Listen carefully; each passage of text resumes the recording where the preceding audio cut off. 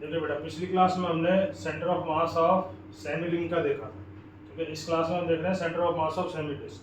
देखिए इसको हम इंटीग्रेशन से करेंगे। इंटीग्रेशन से हम इसको करेंगे क्योंकि इस वाले केस में हमने सिग्मा कांस्टेंट लिया। हो सकता है अगर सिग्मा वेरिएबल हो जाए तो हमें इंटीग्रेशन आना चाहिए, ठीक है। देखिए कैसे इसको करते हैं। एक हमारे पास सेमी डिस्क है जिसके ऊपर मास डेंसिटी कितना है, सिग्मा केजी पर मीटर स्क्वायर, ठीक है।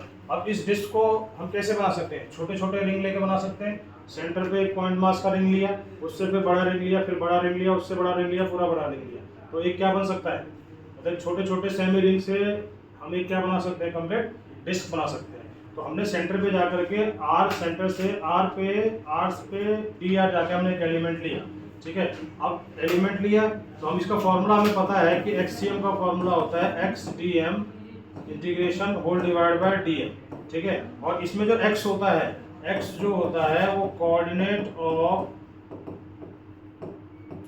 Centre of mass of element होता है, ठीक है। और इसी तरह अगर वाई सी एम यूज करें तो होता है Y D M integration D M. तो वाई जो होता है वो coordinate of centre of mass of element होता है इसमें, ठीक है। जो भी एलिमेंट हमने लिया है तो सिंपल सा है। हमें पता है कि रिंग का सेंटर ऑफ मास सेंटर से कितनी हाइट पे होता है बेटा, रिंग का सेंटर ऑफ मास सेंटर से, इस एलिमेंट को मैं बाहर निकाल ले रहा हूँ। तो ये रिंग है, ठीक है। रिंग का रेडियस कितना लिया है मैंने, स्मॉल आर, ठीक है। और विड्थ कितनी ले ली है इसकी, विड्थ ले ली है मैंने इसकी डी आर। तो इसका रिंग का सेंटर ऑफ मास कितना होता है, 0,2r/π। ये रिंग का सेंटर ऑफ मास होता है। बस इस फॉर्मूले में हमें पुट कर लेना है। तो एक्ससीएम हो जाएगा मेरे पास, एक्स कितना है इसका 0, तो 0 पुट कर देंगे, 0 dm इंटीग्रेशन dm। तो 0 0 सब क्या हो गया 0, तो एक्ससीएम इसका कितना आ जाता है 0। इसको हमें ध्यान रखना है। इसी तरह अगर हम वाईसीएम निकालें तो वाईसीएम में लिखेंगे वाई dm इंटीग्रेशन dm। 0 से क्या हो जाएगा, 0 से कैपिटल आर तक ले लेंगे तो पूरा का पूरा डिस्क कवर हो जाएगा।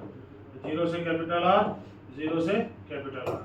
वाई वाई लेना है मुझे centre of mass of this element. तो इसका सेंटर ऑफ मास कितना है 2r/π। तो 2r/π लिख लिया हमने। अब डीएम लिखना है मुझे। डीएम जो होता है 2D बॉडी है, तो डीएम क्या होता है सिग्मा डीए। सिग्मा में दे रखा है डीए, इसका मुझे एरिया निकालना है। तो एरिया क्या हो जाएगा, पाई आर लेंथ हो गया और विड्थ कितना हो गया इसका डी आर। तो लेंथ इंटू विड्थ इसका एरिया आ गया। तो डीएम मेरे पास आ गया sigma pi R D are.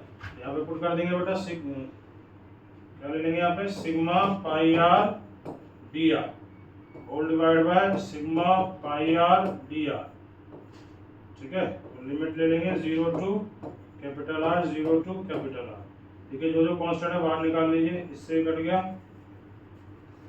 तो ये वाई सी एम चल रहा हमारा, Y C M is equal to, देखिए 2 कांस्टेंट है बाहर निकल गया, सिग्मा कांस्टेंट है बाहर निकल गया, अंदर क्या बचा आर स्क्वायर डी आर, 0 से capital R whole divide by, यहाँ पे सिग्मा पाई कांस्टेंट है बाहर निकाल लो, अंदर क्या बचा आर डी आर, 0 से कैपिटल आर। देखिए सिग्मा से सिग्मा कैंसिल आउट हो गया, 2/π।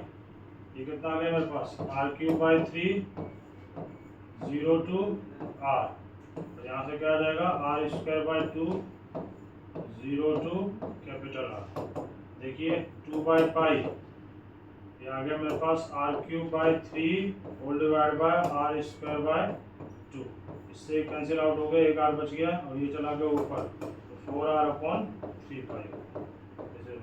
इसका मतलब ये हुआ कि अगर मेरे पास कोई डिस्क अगर दे रखा हो,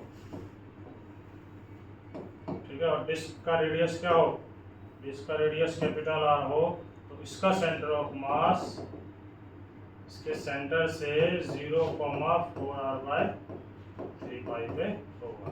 समझ रहे, क्लियर है। अब इसी केस में देखिए, अगर सिग्मा को क्या कर देता वेरिएबल, तो जो हमने इसको बाहर निकाला है सिग्मा को, उसको हम इंटीग्रेशन से बाहर नहीं निकाल पाते। उसमें हमें सिग्मा का जो भी वेरिएशन दिया होता वो हमें उसमें पुट करना होता और फिर उसका रिजल्ट निकालते। समझ में आ रहा है। तो इसको हम सिग्मा वेरिएबल का केस नेक्स्ट क्लास में करेंगे, ठीक है। ताकि हम इसके आईटी के क्वेश्चन जो होते हैं हमेशा वेरिएबल सिग्मा पे आते हैं। सिंपल तो कभी पूछेगा ही नहीं कि बताओ सेमी डिस्क का सेंटर ऑफ मास कहाँ पे है, तो 0,4r/3r/4r/3 पे होते ही है, ऐसे नहीं पूछेगा। सिग्मा वेरिएबल के केस पूछेगा, वो हम क्या करेंगे नेक्स्ट क्लास में। Thank you.